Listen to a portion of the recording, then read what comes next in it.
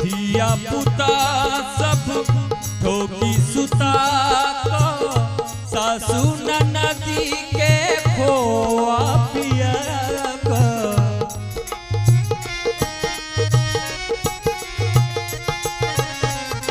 धिया पुता सब ठोकी सुता को सासू ननदी के खोआ पिया को।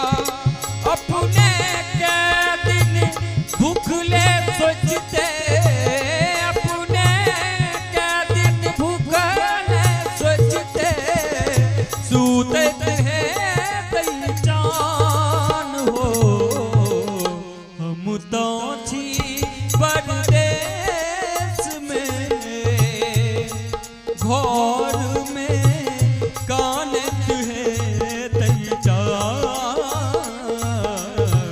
हम तो छी परदेश में,